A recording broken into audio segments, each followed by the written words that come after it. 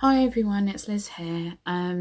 So hopefully you got through the 20 minutes of my first video. I'm not really going to do too much of an introduction to this one because I suggest you click up here for the first video that I did to explain how I got to the point of being so depressed and the events that led up to it, and etc, etc, and why I'm speaking so weird at the moment, still a little bit lispy or weirdly. It's all in the first video. So, picking up from where I left off, I ended up basically just having complete breakdown on that Tuesday.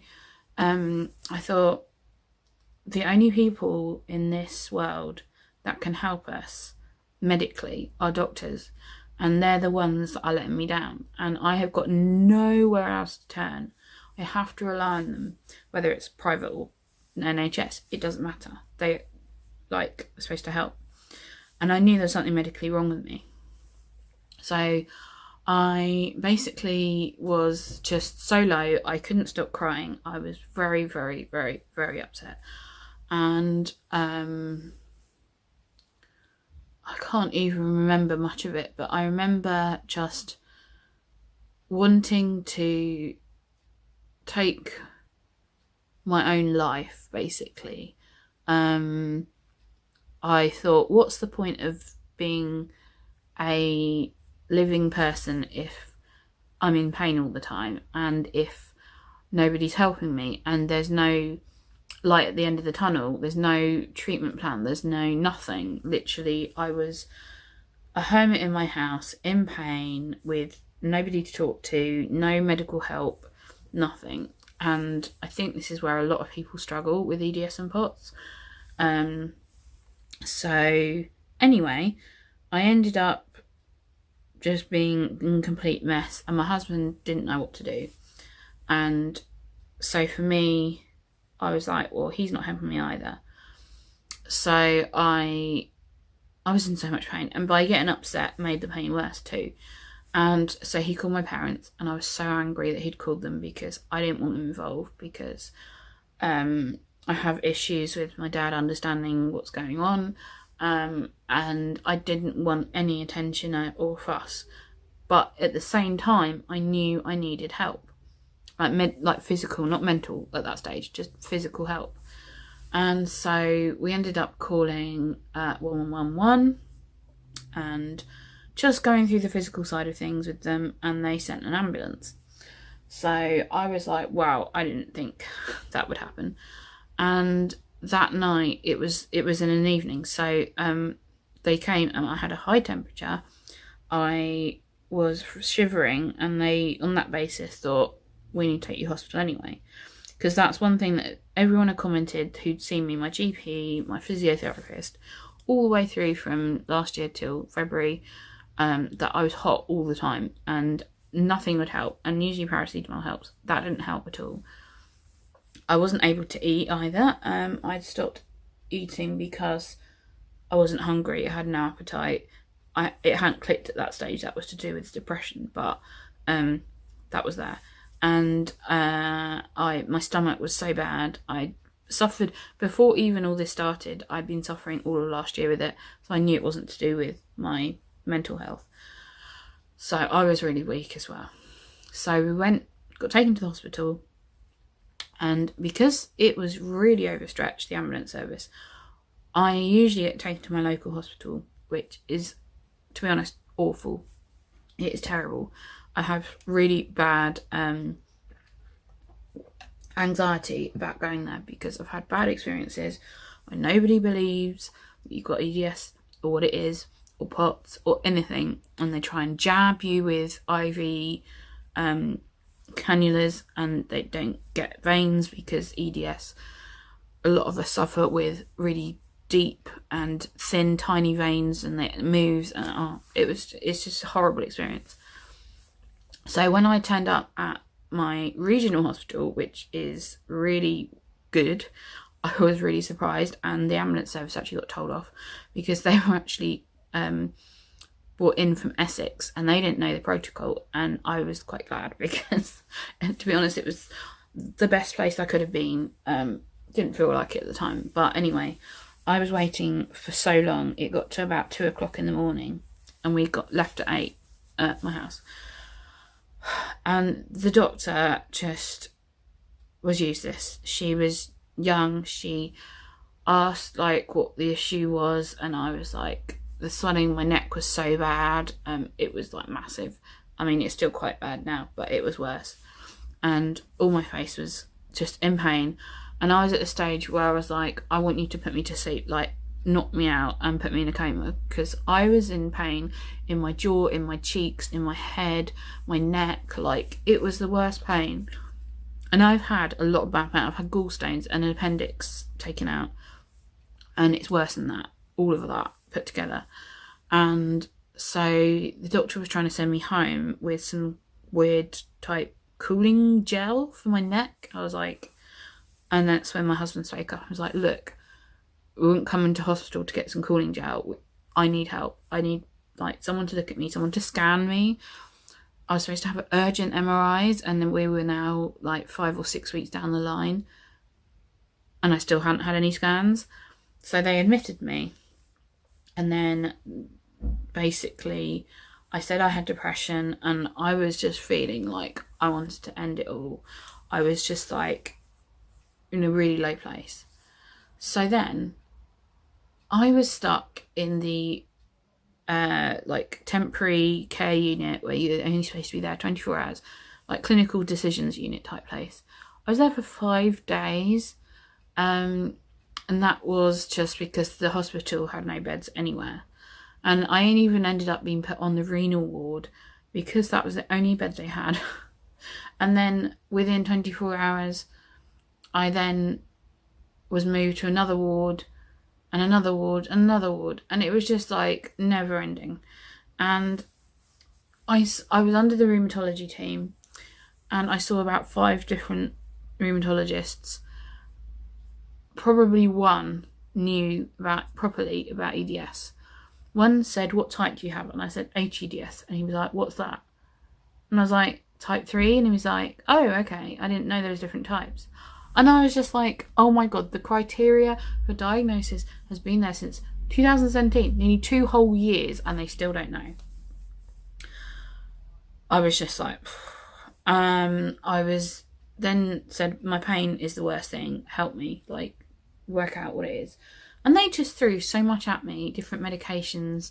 And basically, you go back and watch the video where I think it's titled something like the hospital almost killed me. Like, they did. They gave me dihydrocodone, and bearing in mind I had really bad stomach issues, that stopped my stomach working completely.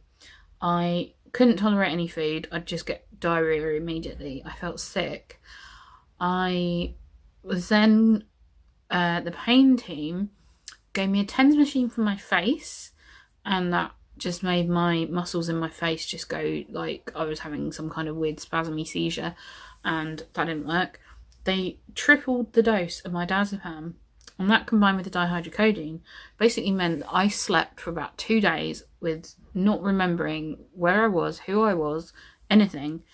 And my parents and my husband were furious, and we started a POWS complaint, which I'm still yet to hear from, bearing in mind it's now April, and this was the beginning of February. This is the 5th of February.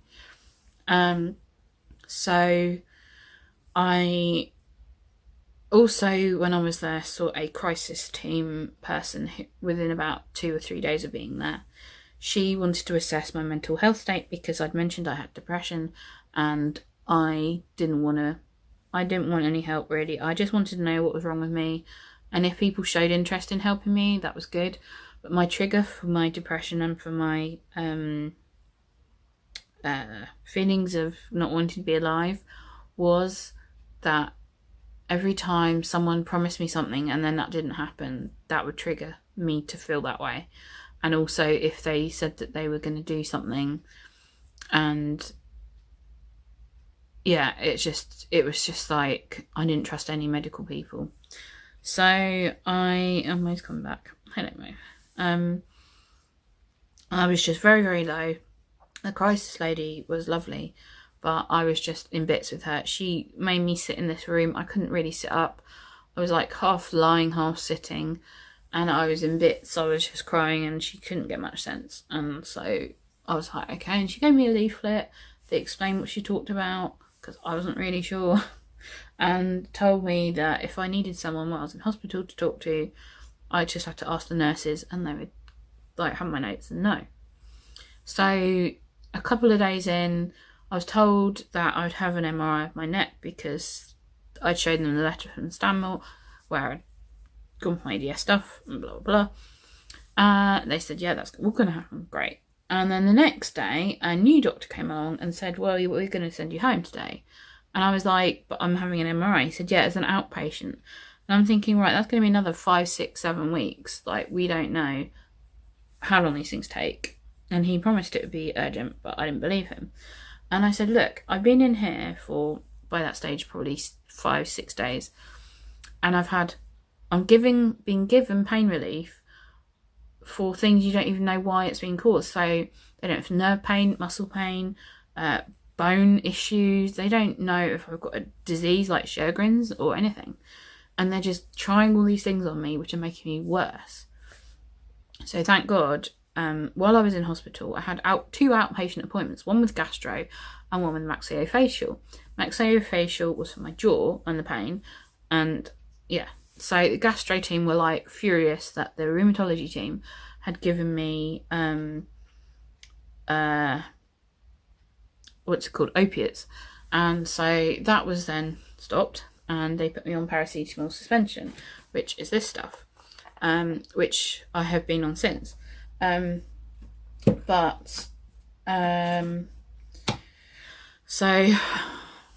the maxillofacial doctor diagnosed TMJ, which made a lot of sense, gave me exercises and advice on how to ease the pain, and it did. And basically, I eventually, after a lot of complaints, managed to get an MRI of my C-spine done in hospital. But it was just like someone had put a black mark against my name. That's how it felt for me. I don't know if it was because I was depressed or if it's true. But they were going to take me down to have my MRI scan. But it's supposed to be in the bed because I couldn't sit up. But a porter came with a wheelchair and promised it would be straight away. But he came an hour early and took me down. I had to sit an hour in the waiting area for my MRI in exhausting pain. I nearly passed out. I had to ring the buzzer because I was literally on the verge of passing out. And it was awful. And that was another mistake. And then it was just things like, every time I've been in hospital, I was asked to be on SAM, which is something medication. So basically you take your own meds and then tell the nurses when they could do the drug round what you've had, and you can have your own meds at the time you're supposed to have them. Because I was supposed to have, I have Avabradine, and everyone who knows what that is for POTS, it slows down your heart rate for tachycardia, and I wasn't getting that on time, and therefore my heart rate was going crazy. And one of the days I got so unwell from not taking my meds in general that I spiked a fever of 38 point something. I collapsed on the bed, and then they wanted all these samples from me to see if I had an infection, and I was like, no, this is normal in POTS. I've got to have my meds on time. And they were coming sometimes 2 or 3 hours late. So, and because you have breakfast, lunch, dinner and bedtime, I was getting my lunchtime meds at like 3, 4 o'clock, then expected to have them again at 5, but they didn't come till 7, and it was just all too much. And my head was going to explode because I was getting angry with everyone. No one was helping. No one seemed to be, again, wanting to get me better or diagnosed or anything. And it just made me mad. And so I felt like I needed to talk to someone about my mental health. So I asked the nurses if they could, sort it out. And nothing. For 3 days, I had nothing. So that was great. And then basically I ended up, the MRI came back as clear, and I was like, well, okay, that's good, but we still don't know what's wrong. And then, thank God, one day this doctor came. He was a senior, clinical registrar. He ran the rheumatology department, and basically said to me, have you heard of Sjogren's disease? And I was like, oh my God, I've been talking about this for months. No one's listened, no one's believed me except the eye clinic who even told me about it. And so he basically said he was going to arrange for me to have a lip biopsy, which obviously I've now had. And he was going to arrange for, and the gastro team were going to arrange all these different tests that I was supposed to have had probably months before. And that was great. And I ended up going home. And when I got home, the day after I got home, the crisis team from my local area came to see how I was, because they thought I was at risk of taking my life, which I, at that stage, I wasn't really sure. But because I had the hope of all these tests coming up for my stomach and my Sjogren's, I actually was like feeling good, like for the first time in ages. And also my doctors at the hospital increased my antidepressant. I take metrazapine. They doubled the dose because they felt if I was feeling that bad on an antidepressant, I needed a bigger dose. And I have to say that that's been one of the biggest things that's helped me feel better. It's a weird feeling because you still don't feel yourself quite, but I feel numb to things that usually most people would not, like, they'd get upset about. So if I watch something sad on TV, I don't feel that sad. Or like if something bad happens, I just think, so what? Like my whole brain has just been like numbed basically.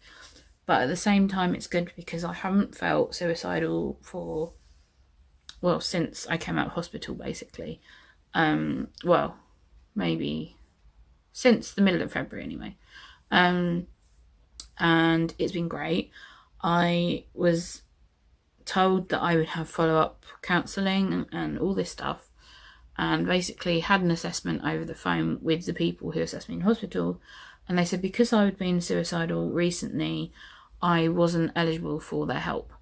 And I was like, so why did they even offer it to me? They knew my circumstances, they knew how my mental state was, and it's crazy. And this whole country is suffering with lack of funding for mental health, lack of help, etc, etc. Because a couple of days after being out of hospital, I can't remember what happened, but something had happened, and I'd had an awful like breakdown again. I got super angry. I nearly smashed my phone. I was like anger central, upset. And then I switched from like, I'm fine now, let's go and do something normal. And we ended up going to London to a concert because I'd bought it for my husband's birthday, and I felt really bad that he'd miss out because of my mental health. And I think it was just a very confused state I was in. And so that evening though, when I was going through my anger and I tried to take an overdose of diazepam as well. I didn't really get very far because I was just like, I just wanted to numb the pain. I know I didn't really want to end my life. I just wanted the most painless, easiest way out. But I knew with tablets they could probably reverse it in hospital. So I didn't know what to do. And I was just in a mess. And my husband called 111 option 2, which is what you're told to do. And he was on hold for 45 minutes and nobody answered. And literally we didn't know what to do because I didn't want to speak to anyone. So that's things like the Samaritans and places like that, and Mind, obviously out of office hours, weren't open. My crisis team wasn't open, and we didn't know what to do. So I just got over it, and it was just bizarre. And then I hadn't heard anything about my test that I was promised, so I phoned each department I knew I'd been referred to, and when I called they said, oh yeah, we've got a referral, you can book your date in now if you want. And I'm thinking, if I hadn't have phoned them, I probably would still be waiting for my appointment date. And these were supposed to be urgent tests because, So anyway, that triggered me again, and I felt really depressed and just a nightmare. And then finally, once I got all the tests booked, I was like, great, okay, it's going to be okay. So basically the gastro tests, a sigmoidoscopy, which I've had, and an MRI of my small bowel, because all my symptoms are pointing at Crohn's, but my colonoscopy and sigmoidoscopy haven't shown any sign of Crohn's. So I don't know. And I'm still yet to have my colonic transit study, which is the end of this month. And bearing in mind, I was told on the 10th of February probably that they'd be done in a matter of weeks, and I'm not getting it till the end of April. So And I just still feel they don't really care. Because also, I know what triggered my massive breakdown is when I came out of hospital, you're given a discharge note, as you know, if you've been in hospital as an inpatient. And it said the new medications I was on to keep on my paracetamol suspension being the only thing that helped. And for the first time in months, I had no headache, I had no aching face, I still had the neck pain, but not as bad, and it helped. And I was like, great, okay, I'll carry on with it. And my GP refused to prescribe it, saying that it's too expensive and there's no clinical reason to need it. I was like, well, the doctors have done this. So I contacted the hospital were useless. They said that the prescribing doctor needed to sort it out, but the prescribing doctor was just a junior who happened to be around because they needed to discharge me because they wanted the bed. It wasn't my rheumatologist, it wasn't my gastro doctors. And my GP contacted the hospital and asked to speak to the rheumatologist. They basically were told, oh yeah, there's no real reason that suspension's going to help. So basically got fed a load of rubbish, and as a result I was suffering. So we were having to buy this, and this one I've actually bought online in bulk. You can get it for about £2 something from Newmark pharmacies. I can't remember the name of it, but you can get it everywhere. Boots we originally started with, but they were like £4 something a bottle, and it only lasts 2.5 days. So we were going to have to spend a lot of money, and I was really upset. Again, obviously, my triggers are being let down by medical people.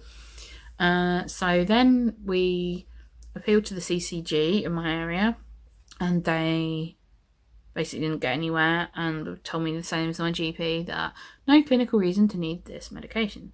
And I was like, so I spent the 3 months before Christmas taking paracetamol tablets having no effect, to having suspension paracetamol and it working. And it wasn't until I saw my EDS doctor again at the end of February that she agreed the suspension, in her experience, because she's an EDS doctor, she's an expert, she also knows about gastro issues. She told my GP that she fully supports me being on suspension paracetamol and all of that. Finally, the 28th of February, right? On Friday of last week, so we're in April now, I had a call from my GP. I hadn't heard from him for quite a long time because I hadn't wanted to talk to him. I was angry, really angry with him. And he basically said that he's talked through with other doctors and they can give me the dispersible paracetamol. It basically dissolves in water. My only issue with the paracetamol is that it's fizzy, so I have to make it in advance so it goes flat, because my stomach can't handle fizzy stuff. And so my backup is, I nearly dropped it, is this, for when I'm out and about, because obviously you can't take a glass of water with the tablets in when you're out and about and leave it to go flat and all that. So I take this if I'm going on a day out or a hospital appointment or something. It's honestly helped massively with my pain, and I'm still waiting to get the results of my lip biopsy and all of my gastro results. I'm not going to get till May because they've been so spread out. And so I was told, like I said, in February that it'd be a few weeks and I'd have all these tests, and I'm not actually going to get the results till May. So that's 3 months past what they said. But so for me, it was just a horrible time. I was 2 or 3 times. Oh, this is my other cat coming to say hello now. Hello, Alice. Let me say hello. Oi, there she is. Hello. So what's got me through is the antidepressant medication and getting these tests booked and getting some answers. So that is why I was depressed and what it was like. My next video is going to be on how I am now, how I've got through things, and I hope that if you can relate to that, feel free to message me on YouTube, or just leave a comment if you feel brave enough. I think it's really important people talk about this and open up, and I'll talk about that more in my next video. My next video is about recovery help that's out there and chronic illness in general. So watch my next video, and I hope to have educated some of you or helped some of you or reaffirmed that you're not going mad. Yeah, okay, bye.